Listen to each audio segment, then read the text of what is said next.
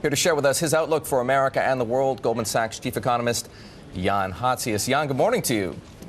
Good morning. How are you? Jan, a couple of weeks ago, David Rubenstein of the Carlyle Group was here, and he told us that as he travels around the world, and I don't need to remind you how much David Rubenstein gets around and the kind of circles he runs in, people kept asking him about the fiscal cliff. We're talking about people in China, people in the Middle East, people in Latin America, people in Europe. In your opinion, what happens to the global economy if we can't sort out the fiscal cliff, say, in time? So if we can't sort it out, and it's not just spilling into 2013 for a few days, but it's actually something more serious than that. You actually get a period, of several weeks or let alone months in which you actually do get a very large amount of fiscal drag on top of all the things that are already likely to happen in the baseline. And you have all the uncertainty, then the U.S.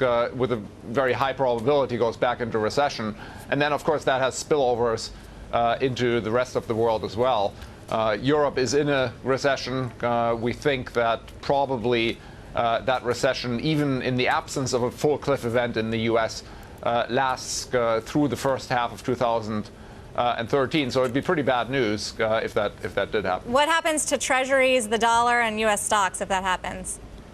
Well, I think stocks, obviously wouldn't like it, and I think Treasury yields, you would get a further significant drop. Excuse me? To 1% on the 10-year? I think that's possible. I mean, my guess would be that it doesn't go down quite as far, but clearly you would increase the amount of fiscal drag in an economy that's only growing somewhere around 2% to begin with, so you clearly get a decline. Well, Jan, we're framing all of this in very negative terms. The what if we fall off, so to speak, the fiscal cliff, but that's not the way that you see it. I've just read your global economic outlook for 2013 and beyond, and you seem to be somewhat optimistic about the prospects for the global economy and for asset performance. Walk us through some of that. Well, I was going with your premise, and your premise was a very negative one. Oh, no, there's no question. I acknowledge that I asked the what-if question. So let's take it back. Let's assume that we do reach a deal on the fiscal cliff and that the European crisis continues to be contained, as it appears to be for the time being. What happens? I think in that case, the first quarter or two of 2013 is still pretty weak. I think you're still going to see, sub 2% growth in the U.S. and even that sub 2% growth is probably not a fair representation of what's really going on, because you're getting some special factor boosts from the bounce back from Hurricane Sandy, the bounce back from the 2012 droughts. So it's a pretty weak economy in early 2013. But then I think as the year progresses, we start to see a gradual acceleration. We have 2.5% growth in the second half of the year, and we expect further acceleration into 2014 and 2015. And the reason is simply that the private sector of the U.S. economy is actually doing pretty well, and it's getting better. And the balance sheet adjustment and that we've seen over the past few years seems to have progressed pretty far. And if the degree of fiscal drag slows down later in 2013 and into 2014, I think the economy should do quite a bit better. In terms of asset market performance, our expectations mirror that as well. We expect the asset markets generally to do better, the equity markets to do better in 2013. We've got sort of 10 to 15% price returns in the major markets. Not a huge amount of difference between the advanced economies and the emerging world, but a pretty good environment. But a lot of that could be knocked, of course, if we get a worse outcome in the U.S. over the next few months. Well, Jan, what is the biggest headwind for the U.S. economy to your forecast next year? Fiscal drag, clearly. I mean, we've got something like 1.5 percentage points of fiscal contraction. Even in the baseline, our baseline is that the payroll tax cut expires, that the upper income Bush tax cuts expire, And then there are a few sort of odds and ends that when you add them all up, you're talking 1.5 percentage points or a little more. And that clearly is the biggest drag. If it wasn't for that fiscal drag, I think we'd be looking at above trend growth right now. Jan, you talk, to this point, you talk about the great race between public spending and private spending.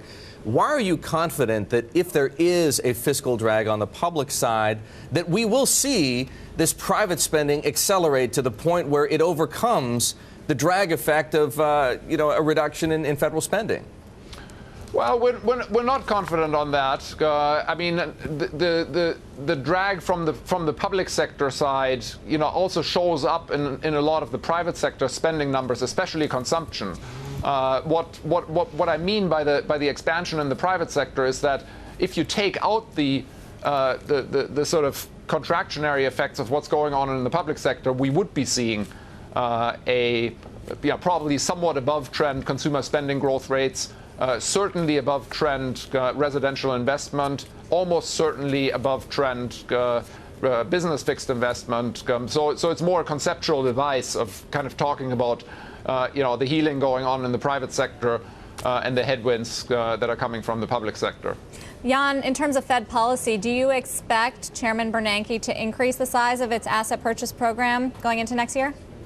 We're expecting an increase in the pace of balance sheet expansion from the current $40 billion per month to something like $85 billion a month. And that basically implies that the pace of asset purchases of longer-term treasuries and mortgage-backed securities stays at the current $85 billion number, or somewhere very, very close to that. That's our expectation for the December FOMC meeting.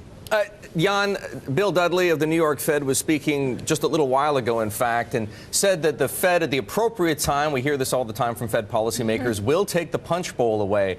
What is the punch bowl right now? When Bill Dudley talks about the punch bowl specifically, what's he referring to? I mean, I think what he's talking about is, broadly the amount of monetary accommodation in the system, the low level of interest rates, zero rates at the front end. The asset purchases that are still ongoing, and the very large size of the Fed's balance sheet, and so eventually that's going to have to be unwound, of course. I know clearly, but would you define, let's say, taking the punch bowl away as raising the Fed funds target? Is that as far as we have to go before we talk about taking the punch bowl away? I think there are some steps on the way to raising the funds rate target. The first one, of course, would be to stop QE, which we don't expect to happen for another couple of years, frankly, but that I think would be the first one. The next one would be to allow runoff from the balance sheet as maturing securities, which are currently being reinvested in the markets, are no longer reinvested. Then you'd probably get some changes in the statement, and only then would you get the first hike in the funds rate. And only after that, if at all, only after that would you get sales of securities. We have to wrap it there, Jan. So great to see you, and thank you for joining us here on Market Makers. Jan Hatzius, he's the chief economist at Goldman Sachs.